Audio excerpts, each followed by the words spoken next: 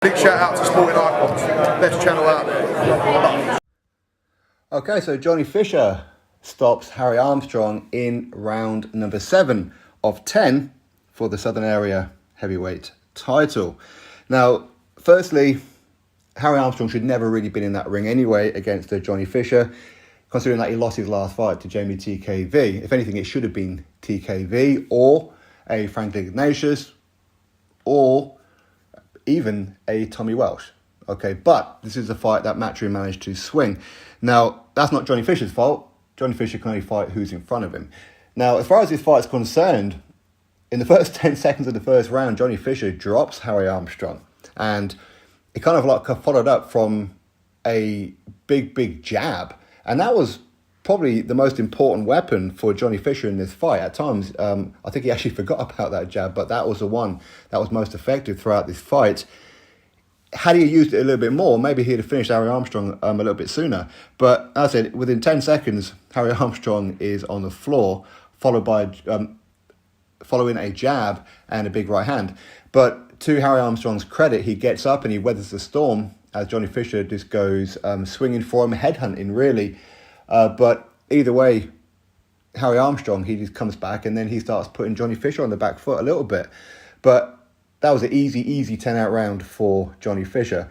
Round number 2, again, I gave that to Johnny Fisher because he was throwing the bombs. He was throwing the more eye-catching shots. So I gave round number 2 to Johnny Fisher. But again, he was starting to show a little bit more patience, which is very important for Johnny Fisher, that he needs to show patience.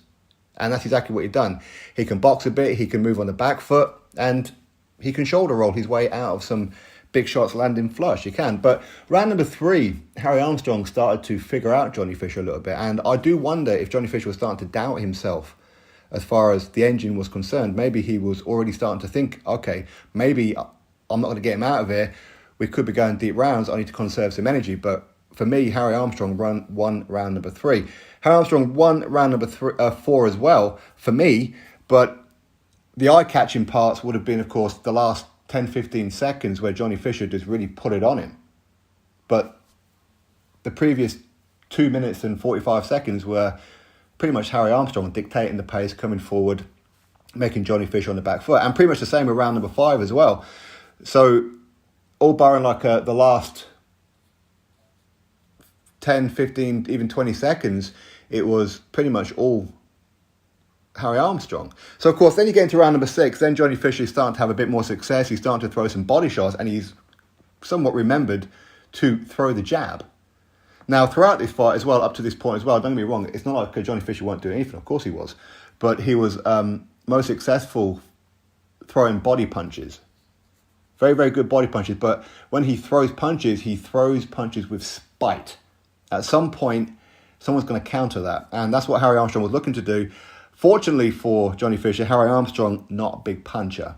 Okay, he didn't step down on his shots and literally throw them in there. It was literally from the shoulder straight forward. It wasn't anything big.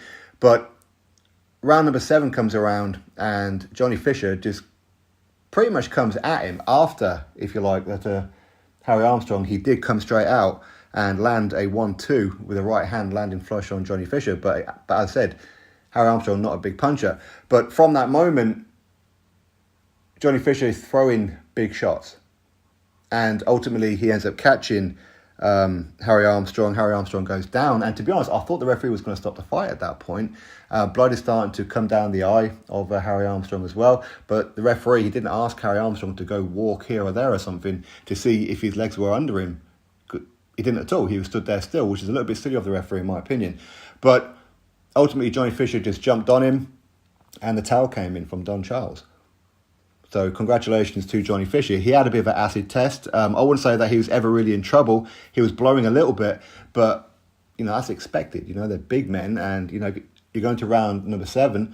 Of course, you're going to be blowing a little bit, but nothing that would concern me. It really wouldn't. So it's going to be very interesting to see what Johnny Fisher does next. Congratulations to him. That's his first title along the way. Can he get to the English? Can he get to the British, the European, even the Worlds? We'll have to wait and see. Time will tell.